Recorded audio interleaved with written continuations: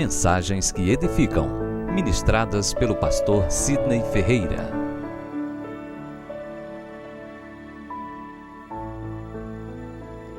Vamos abrir juntos a Bíblia no Evangelho de João, capítulo 9. Fique em pé em reverência à leitura da palavra. Evangelho de João, capítulo 9, versículo 1 ao versículo 11. Esse texto tem como epígrafe essa frase em negrito, acima da narrativa bíblica: a cura de um cego de nascença. Trata-se de um encontro de um homem que vivia nas trevas e na escuridão, até que um dia teve um encontro com Jesus, que é a luz do mundo, e a partir de então teve a sua vida completamente iluminada. Eu oro ao Senhor para que todos, assim como esse homem, hoje, nessa noite, nesse lugar, possa ter esse encontro também com aquele que é a luz, que ilumina toda a escuridão que possa haver e existir em nossas vidas. João, capítulo 9, versículo 1 em diante. Caminhando, Jesus viu um homem cego de nascença. E os discípulos perguntaram: Mestre, quem pecou, este ou seus pais, para que nascessem cego? Respondeu-lhe Jesus: nem ele pecou, nem seus pais, mas foi para que se manifestasse a glória de Deus. É necessário que façamos as obras daquele que me enviou, enquanto é dia. A noite vem quando ninguém pode trabalhar. Enquanto estou no mundo, sou a luz do mundo. Dito isto, cuspiu na terra, e tendo feito um lodo com saliva, aplicou-lhe os olhos do cego, dizendo-lhe: vai, lava-te no tanque de Siloé, que quer dizer enviado. Ele foi, lavou-se e voltou vendo.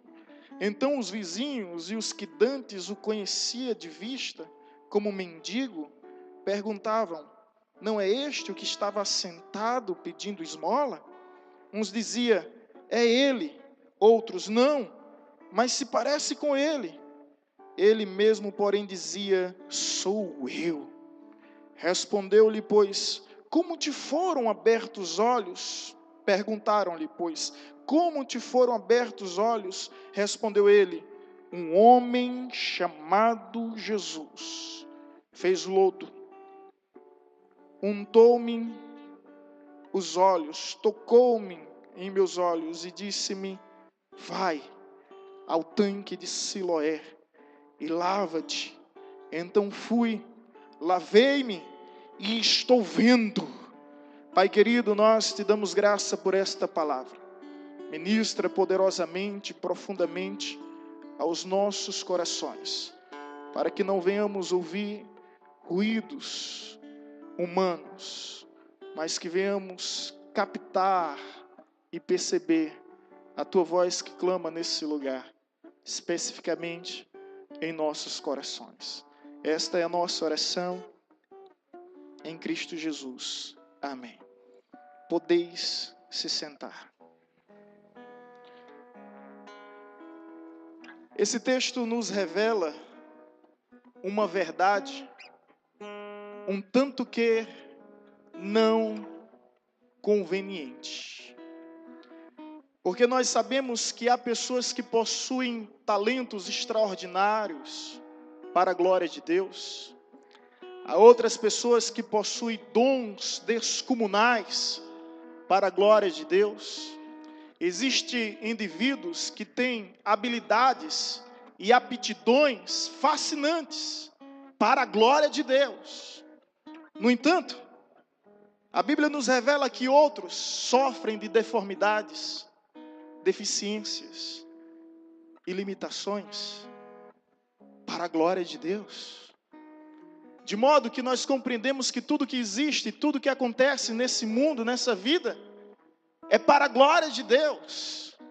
E humanamente falando, isso soa aos nossos olhos como um insulto e um absurdo, porque aparentemente é algo injusto. Como é que alguns cantam para a glória de Deus, pregam para a glória de Deus, ensinam para a glória de Deus, escrevem para a glória de Deus, dançam para a glória de Deus, e outros são cegos, surdos, sofreram de alguma deformidade, adquiriram alguma deficiência, para a glória de Deus. Como encontrar beleza? Como encontrar algo de bom diante das situações adversas, diante das situações difíceis que nos sobrevêm, onde as pessoas só encontram miséria, desgraça? Como poder extrair algo de bom em meio a tudo isso? Houve uma discussão teológica entre os discípulos ao olharem para um cego de nascença, uma doença congênita. Ele não tinha as córneas, ele simplesmente nasceu cego, nunca outrora tinha visto a cor do céu, a cor das árvores, a movimentação do tempo, a tonalidade das cores. Nunca tinha visto as pessoas. Isso era completamente desconhecido para ele. E os discípulos, ao depararem com esse pobre homem, disseram: quem pecou, ele ou os seus pais? Ainda hoje, uma grande discriminação, um grande preconceito por aqueles que têm uma deformidade, têm uma limitação, têm uma deficiência. Algumas pessoas só conseguem compreender e explicar através de castigo, através de punição, através de um Deus algoz e carrasco, que através de um meio de karma puniu aquela pessoa. E aí vem teorias religiosas de diversas entidades que alegam que a reencarnação existe por causa disso, que nós herdamos no presente o pecado passado dos nossos ancestrais, e Jesus vem dando um basta a todas essas especulações e conjecturas de que o fato de termos nascido com alguma limitação, seja qual for a área da nossa vida, não é simplesmente uma punição divina sobre nós, não é consequência do nosso erro, nem muito menos dos nossos pais, mas isso existe para que a glória de Deus se revele em nossas vidas, porque o deficiente, de forma alguma, ele é limitado, de modo algum ele é incapaz. Nós conhecemos casos e histórias de pessoas cegas que cantam maravilhosamente, de pessoas surdas como Beethoven, que canta extraordinariamente, tantos outros que tiraram o máximo do seu potencial, que não viveram procurando culpados, mas que buscaram uma solução para a sua situação, que não se entregaram às lamúrias, aos ressentimentos, aos rancores, mas superaram seus próprios limites, foram além das expectativas que lhe foram impostas. E talvez eu esteja diante de pessoas aqui que têm alguma deficiência, que têm alguma limitação, que tem algum problema, que tem alguma dificuldade, que trouxe um certo constrangimento ao longo da sua vida, ao longo da sua existência, mas eu espero que ainda hoje você encontre o propósito de Deus para tudo isso, e saiba que nada foi em vão. Há um significado maior que vai além das explicações humanas. Deus tem um propósito na tua dor, Deus tem um propósito no teu sofrimento, Deus tem um propósito na tua aflição, e no fim de tudo, o nome dele será glorificado através da tua vida, através da sua história. Se você acredita nisso, erga suas mãos e aplauda aquele que vive, que reina e que está em nosso meio para mudar a tua história. Aleluia, aleluia. Imagino que, como esse cego, há pessoas em nosso meio que também são cegas de nascença. Pessoas que ainda não puderam vislumbrar os planos de Deus para a sua existência. E quer que eu seja sincero? Esse é o pior tipo de cegueira. É aquele que não consegue ver os planos de Deus. Esse é o pior cego que há. Eu imagino o quanto esse cego sofreu. Vivia num mundo que não tinha um sistema de comunicação em braille, não podia se comunicar com as demais pessoas, não sabia ler, não sabia escrever, estava simplesmente fadado ao fracasso, à discriminação, ao preconceito. Não existia transplante de córneas, que também é algo que além de ser gradativo, é limitado. Porque não basta tão somente devolver as córneas a um cego. O cérebro dele tem que ser capaz de discernir entre as tonalidades das cores e a movimentação do tempo. Há casos na medicina, na ciência moderna, em que pessoas eram cegas de nascença, conseguiram enxergar, mas isso foi algo gradativo e limitado. Jesus faz 2 milagres aqui. Não o simples fato dele voltar a ver, mas ver plenamente, sendo capaz de distinguir as cores e a movimentação do tempo. Isso é extraordinário. Mas eu gostaria de, juntamente convosco, nos colocar por alguns instantes na vida daquele cego. Se naquela época não tinha braille, não tinha transplante, então ele estava fadado à miséria, tanto que se alguém nascesse cego, só servia para ser alguma coisa na vida, e era pedinte. E se você analisar o texto, ele via às margens da rua, nas beiras das calçadas, mendigando, pedindo esmola, porque nenhuma porta se abria para lhe dar uma oportunidade que lhe trouxesse um trabalho que valorizasse a sua dignidade. Ser cego era rejeitado, excluído. Por essa razão, eis aqui o preconceito da religião. Quem pecou? E Jesus disse que ele não pecou, nem muito menos os seus pais, mas tudo tinha acontecido para que o nome de Deus fosse glorificado através de sua vida. Eu sei que eu estou diante de pessoas e posso dizer isso, que eu também já tive minhas cegueiras. E aqui me refiro a um nível espiritual. E eu sei que há pessoas que não conseguem ver, estão presas na escuridão, na penumbra das trevas, ainda são incapazes de contemplar as maravilhas daquele que diz: eu sou a luz do mundo, e vim ao mundo para iluminar as vossas vidas, para que os vossos olhos jamais contemplem as trevas novamente. Eu sei que há pessoas que nesse lugar veem escuridão no seu lar, vê trevas na sua família, vê sombras em sua casa, que vivem completamente arrasados, desanimados, frustrados e fracassados. Mas eu creio que assim como esse cego teve um encontro com Jesus e voltou a ver, hoje você terá um encontro com Jesus e poderá ver muito além dos limites da visão física, da visão humana. Há algo extraordinário nesse texto, meu querido. Eu quero te convidar para viajar juntamente comigo agora. Primeira coisa extraordinária nessa mensagem, cuja temática é para a glória de Deus, é que no versículo 1 nos diz: caminhando, Jesus viu um homem cego de nascença. A primeira verdade que esse texto nos ensina é que Jesus te vê. Jesus te vê. Olha para a pessoa que está ao seu lado e diga isso a ela: Jesus te vê. Não importa como você esteja, não importa como você se encontre, Jesus te vê. Jesus te vê. O cego não podia ver ninguém, e não podia ver nada, e ninguém lhe via. As pessoas não lhe viam. Ele passava despercebido aos olhos dos homens. Jesus está em Jerusalém, em uma das principais ruas. Existe uma movimentação de aglomeração, de ajuntamento de pessoas indo e vindo em busca dos seus ideais. Quem consegue ver um cego no meio dessa multidão?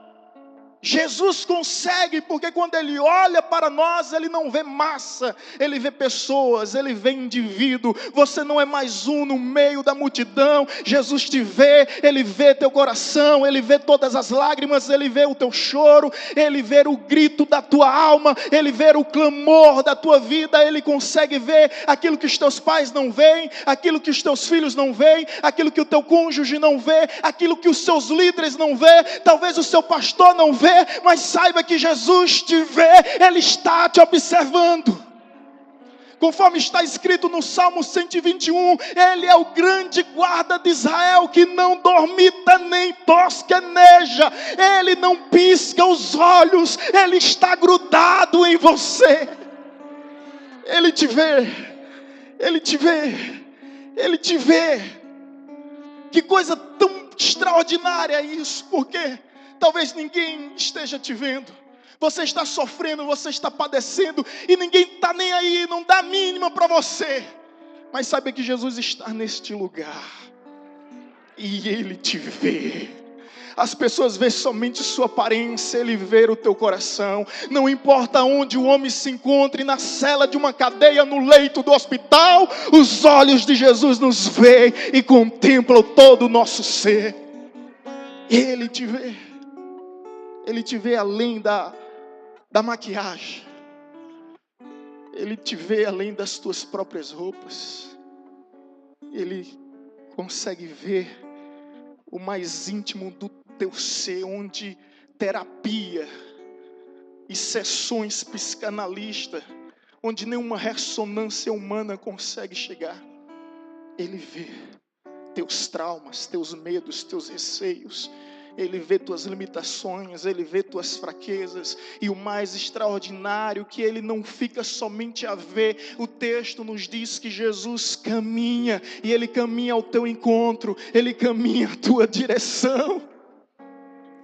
Meus irmãos, não foi o cego que foi até Jesus, mas foi Jesus que foi até o cego. Não somos nós que procuramos a Deus, mas é Deus que nos procura. Por isso que está escrito: nós amamos porque Ele nos amou primeiro. É dele que vem a primeira iniciativa.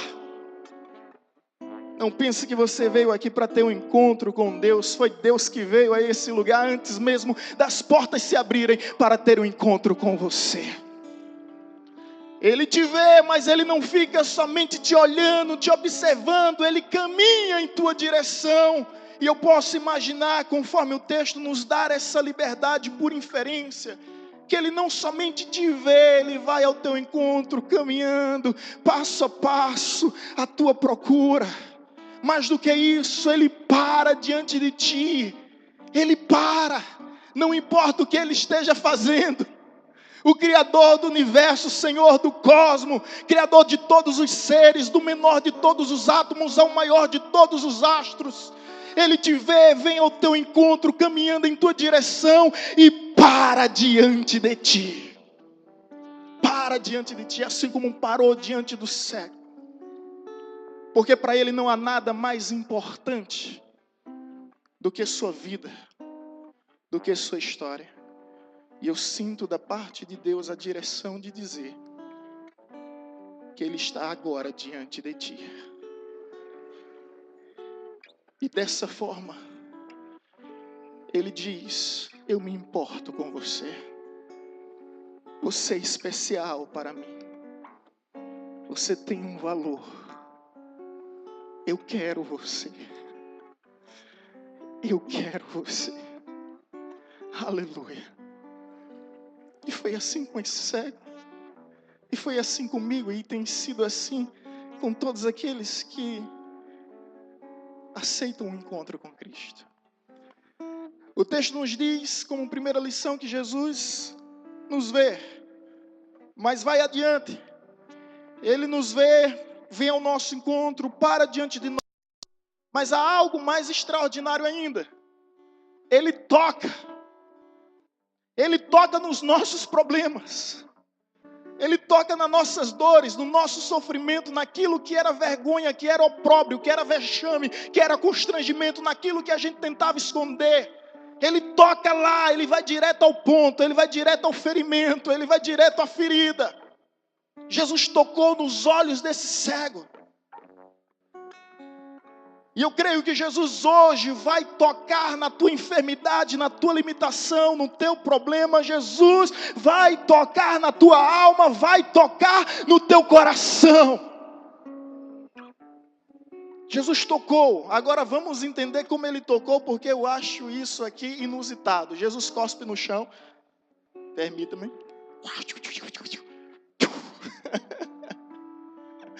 Jesus cospe no chão. E coloca nos olhos do cego. Pá! Que coisa esquisita, gente. Deus me permita, me dê essa licença. Mas que coisa mais esquisita. Não é somente inusitado, não. É esquisito e é nojento. Não é não? Você deixa a pessoa que está ao seu lado fazer isso? É esquisito e é nojento. Um lodo, uma lamazinha aí nos olhos do cego. Existem muitas explicações, irmãos, para isso. Algumas delas é que a saliva, ela tem um efeito medicamentoso, por isso os animais, quando se ferem, eles se lambem. Isso é uma das explicações que há, e até tem um respaldo científico para isso. Mas nós temos uma outra explicação. É que Jesus, naquele instante, diante de um homem cego de nascença, que não foi um acidente que o tornou cego, mas uma doença congênita, intrauterinamente ele já nasceu cego. Então Jesus simplesmente vai e recorre ao quê? A matéria-prima natural do homem. O homem foi formado do barro. E hoje cientistas conceituados já encontraram vários elementos químicos que compõem no homem, cuja formação nós encontramos também no barro. Isso não é mais novidade. E Jesus vai da origem, do Gênesis, do nada. Pega aquele lodinho, coloca nos olhos do homem e faz com que ele se desenvolva naturalmente através da obra-prima do ser humano, do barro. Da origem do tudo, do começo do tudo. É como se dissesse, já que você não tem córnea, já que você não tem nem olhos, talvez aquele homem nem tivesse olhos, sabe de uma coisa? Eu vou voltar ao princípio de tudo e vou começar tudo de novo. Do nada Jesus fez tudo. Essa é uma explicação plausível, mas eu também tenho uma explicação particular. Jesus vem, cospe no chão, pega aquela sujeira e ceboseira toda, coloca nos olhos do cego e diz: vá ao tanque de Siloé. Um tanque construído pelo rei Ezequias, bastante frequentado, porque era de lá que saíam as águas da purificação, dos rituais e cerimônias religiosos. Então havia multidões ao redor do tanque de Siloé. E Jesus suja os olhos, porque eu fico pensando comigo, eis aí a interpretação particular, pessoal. Se Jesus não fizesse isso, dissesse somente vai ao tanque de Siloé, será que aquele cego obedeceria? Havia uma crença que as águas do tanque de Siloé, assim como de outras fontes, eram milagrosas.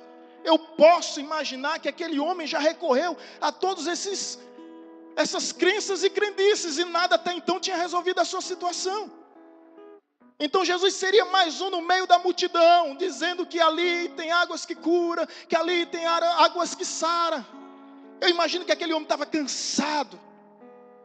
Jesus simplesmente provoca a obediência, suja os olhos dele, porque não há nada pior do que você ter uma face suja. As mulheres que digam, você se sente incomodada, você vai procurar recorrer imediatamente, se limpar, se lavar, não é verdade? Então aquela lama, aquela sujeira incomodava, e Jesus provocou a obediência, para que aquele homem pudesse ir ao tanque de Siloé, para se banhar, para se lavar. Às vezes, irmãos, ele suja a nossa face com lama. Às vezes, ele suja os nossos olhos com lodo, para que dessa forma nós venhamos obedecê-lo. E quem sabe você aqui não se encontra sujo, porque o próprio Deus te sujou, para que você venha procurar se limpar através da obediência. Qual é a sujeira, a mancha que Jesus colocou na tua vida? Para que você venha obedecer a sua palavra. Para que você venha obedecer aos seus desígnios. Jesus tocou naquele homem. Ele deseja tocar no teu coração, ele deseja tocar na tua vida.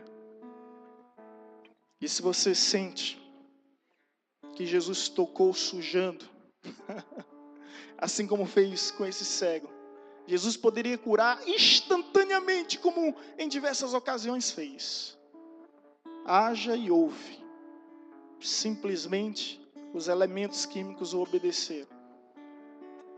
As leis da natureza, da física o obedeceram. Mas aqui ele está tratando do interior daquele homem. Tratando do coração daquele homem. Tratando da vida daquele homem. Porque não somente viu, não somente tocou, como em terceiro lugar, Jesus mudou a vida daquele homem. E para Jesus mudar a vida daquele homem, ele levou a um lugar público, onde todos que o conheciam lá se encontravam. Olha que coisa tão extraordinária, meu irmão, o que Deus tem de a fazer na sua vida, a mudança que Ele há de causar na sua história, será tão grande que todos que conhecem, que te conhecem, reconhecerão também que foi a grandiosa e poderosa mão de Deus que mudou a tua história. No tanque de Siloé, aquele homem se banha, lava sua face, abre seus olhos pela primeira vez em sua vida e diz: eu agora vejo. E a multidão perplexa e plasma diante de tudo aquilo que observavam dizia: foi Jesus de Nazaré que mudou a vida dele, foi Jesus de Nazaré que mudou a história dele. E é esse mesmo Jesus que diante de uma multidão que tão somente te criticava e discriminava, essa mesma multidão vai reconhecer que Jesus mudou a tua história, que Jesus mudou a tua vida, que você hoje é uma nova pessoa em Jesus. Aplauda ao Senhor mais uma vez. Aleluia.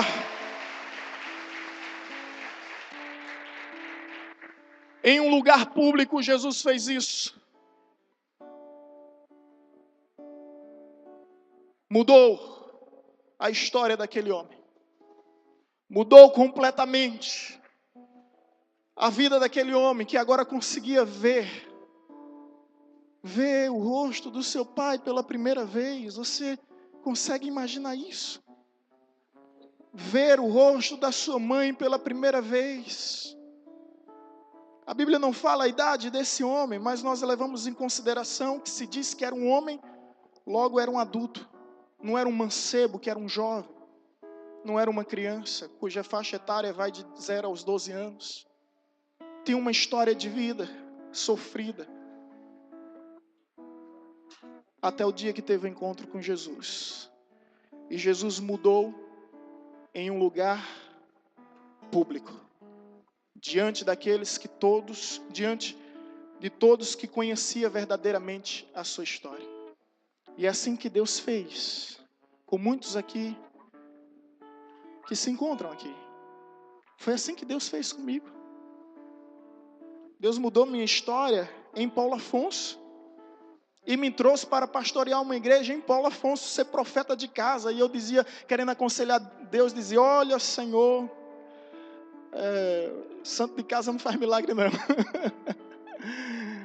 Mas Deus dizia para mim: eu vou te honrar no lugar que você foi muito humilhado. E assim Deus tem feito, e assim nós temos visto a mão de Deus agindo, porque todos conhecem a minha história e sabem que eu era cego e vivia na cegueira, mas hoje eu vejo. Eu era cego, mas agora eu vejo. Eu vejo porque está escrito no profeta Isaías que o Messias viria e ele traria visão aos cegos. Isaías 35, versículo 5. E ele veio como luz do mundo para trazer visão aos cegos. Eu não estou falando de cegos somente no sentido físico, até mesmo porque em 2 Coríntios capítulo 4, versículo 4, diz: o Deus com D minúsculo, representando Satanás, o Deus deste século cegou o entendimento das pessoas, para que elas não conheçam a Deus. Existe uma venda espiritual nos nossos olhos que nos impede e nos impossibilita de contemplar a glória de Deus em nossas vidas. Então talvez esteja diante de pessoas cegas que ainda não conseguem ver plenamente ao Senhor, os planos, os propósitos de Deus e, sobretudo, reconhecer que o que Deus tem é bem melhor do que aquilo que o mundo tem de oferecer. O maior milagre aqui, querido, escuta bem e olha bem para mim, não foi o cego ver, principalmente quando se tratou de um duplo milagre, voltar a ter a visão e a capacidade de discernir a realidade ao seu redor. Esse não foi o maior milagre. O maior milagre nesse texto se encontra em João capítulo 9, versículo 38, especificamente no versículo 38.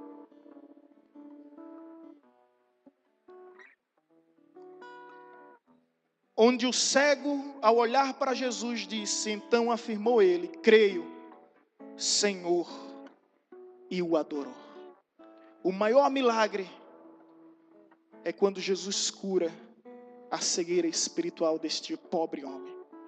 E quando ele começa a olhar para Jesus como Senhor, e diante do simples fato de chamá-lo de Senhor, ele se coloca como servo, Senhor, e o adorou. Esse foi o maior milagre. Esse milagre da cura física aconteceu num dia de sábado. E a religião se reuniu, porque isso era blasfêmia. O santo e sagrado dia tem que ser observado e guardado. E Jesus propositalmente curava aos sábados. Esse homem é convidado, interpelado, questionado diante do sinédrio, diante do templo pelos religiosos, que acredita que ele estava mentindo, mas não tem como ser mentira, porque todos conheciam a sua vida. E ao ser questionado, esse homem diz uma frase que nós não podemos esquecer. Ele diz, olha, eu só sei que eu era cego, e agora eu vejo. Nada substitui a nossa experiência com Deus. Alguns se alegraram com a vida daquele cego, outros se entristeceram. Alguns elogiaram, outros criticaram. Alguns incentivaram, outros perseguiram.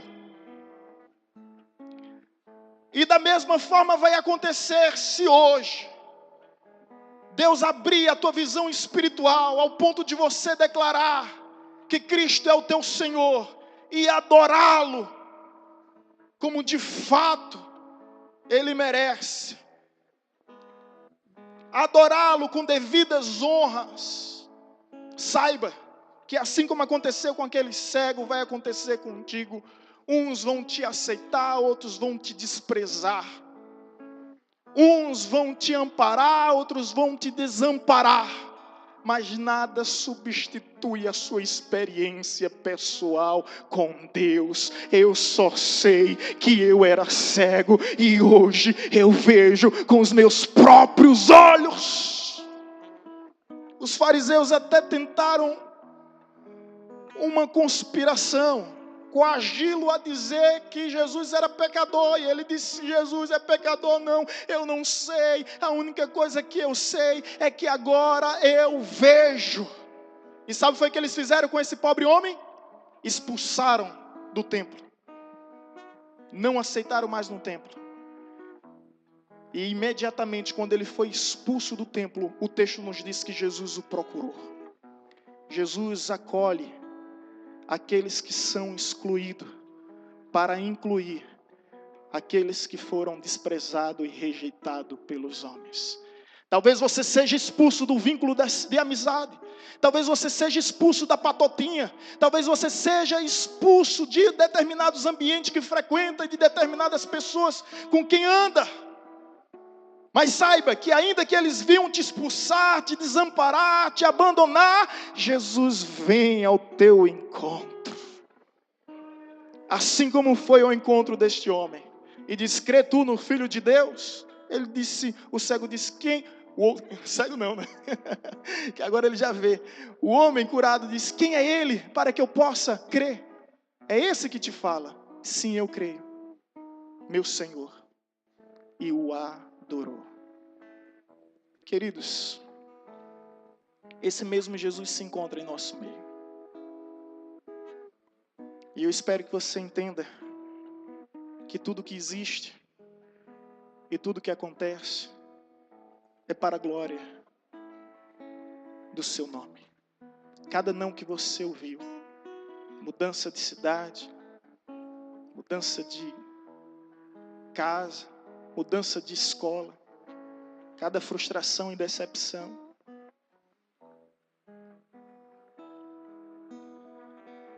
cada doença, cada enfermidade, cada limitação, cada problema, cada constrangimento, tudo para a glória de Deus.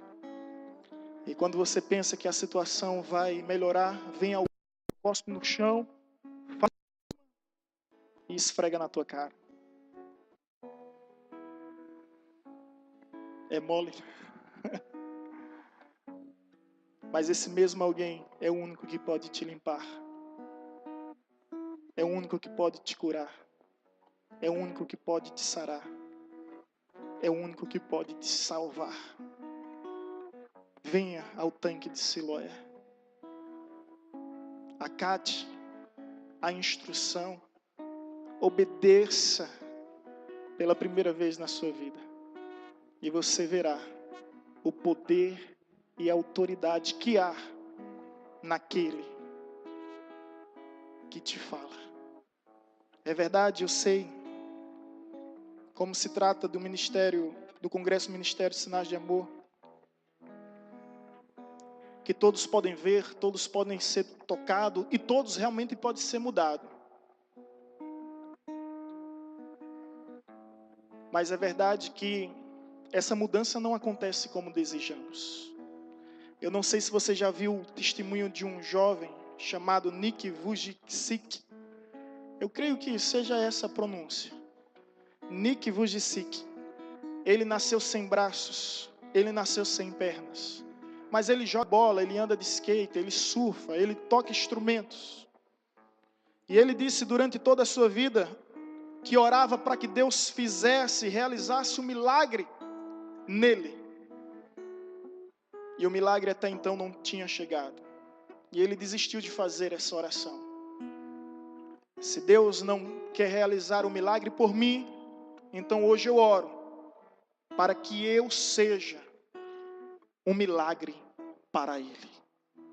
Ele continua com as mesmas deformidades, sem braços, sem pernas. Mas quando você vê o testemunho daquele jovem, você logo percebe que ele não é inválido. Ele faz coisas que muitos que têm pernas e braços não conseguem fazer. Porque os valores não estão fora de nós, estão dentro de nós. E o maior milagre não é aquele que Deus faz por nós, mas sobretudo em nós. Talvez alguns irmãos que aqui estão sejam surdos até a volta de Jesus, porque quando Jesus voltar, de alguma forma ou de outra, eles vão ouvir. Mas o que importa é saber explorar o melhor dessa situação. Certeza que Deus não errou e que vocês não existem por um acidente ou por um acaso. Na certeza que tudo o que acontece em vossa vida é para a glória de Deus. Portanto, não reclamem, não resmunguem. Entendam tão somente que tudo é para a glória de Deus. Há pessoas aqui em nosso meio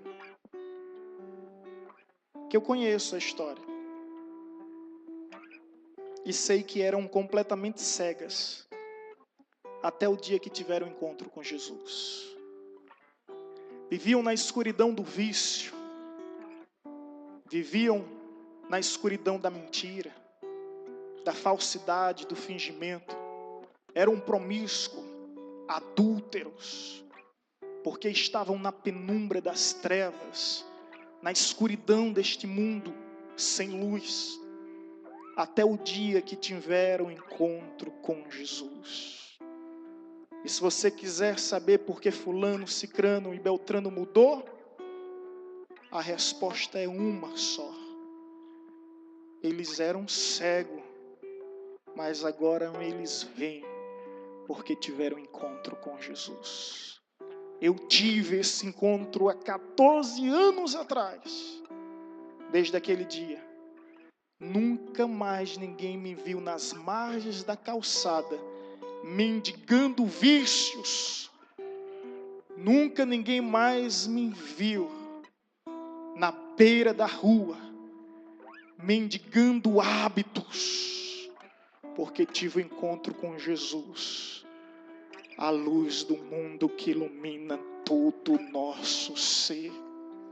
É por isso que jovens estão aqui e deixaram as drogas, o submundo das drogas, porque tiveram encontro com a luz. É por isso que homens que aqui estavam naufragando juntamente com o seu lar, com sua casa, com sua família, por causa do submundo da prostituição, do adultério, se libertaram porque tiveram encontro com Jesus e agora viram a luz. É por isso que aqui há muitos casos de vida transformada, famílias restauradas para a glória de Deus, porque Deus se faz presente em nosso meio. E se você acredita nisso, se coloque em pé, aplaudindo aquele que vive, aquele que reina, aquele que é Senhor e soberano. Aleluia! Glória a Deus. Jesus deseja nessa hora tocar na tua vida e tocar no teu coração. Chegou o teu dia, chegou a tua vez. E Jesus veio a esse lugar, caminhando em tua direção. Ele te vê, Ele te conhece. Ele te toca. E Ele te muda. Onde está hoje a primeira pessoa que deseja ter um encontro com Deus? Que a igreja esteja em oração. Nós queremos conhecer a primeira pessoa que hoje deseja ter um encontro com Jesus. Deseja ter sua vida transformada. Deseja ver seu lar, sua casa restaurada. Que não se importa com o que vão pensar, nem muito menos com o que vão dizer. O que verdadeiramente importa é que éramos cegos e agora vemos, porque Jesus tocou-me no mais íntimo do meu ser, onde todos viam desgraças e misérias. Ele fez maravilhas, tocou-me, deixa Ele te tocar nesta hora, deixa Ele te tocar neste momento. Não tenha medo, se entregue aos planos de Deus, na certeza que o que Ele tem para você é infinitamente maior e melhor do que você mesmo seja capaz de imaginar. Portanto, venha às águas do tanque de Siloé, para que você possa ver com os olhos espirituais e deixar todas as crenças tradicionais, todos os costumes, rudimentos, preconceitos e críticas, e saber que você não simplesmente mudou de religião, não simplesmente tornou-se evangélico, mas que você teve um encontro com Jesus, você teve um verdadeiro encontro com Jesus, com Jesus, com Jesus. Aleluia! Aleluia! Durante esse louvor, seja convocado por Deus. Sinta a voz do Senhor te chamando. Sinta a voz do Senhor te atraindo. É a sua hora, chegou a sua vez. Ele quer mudar a tua vida e fazer uma nova história. Aleluia!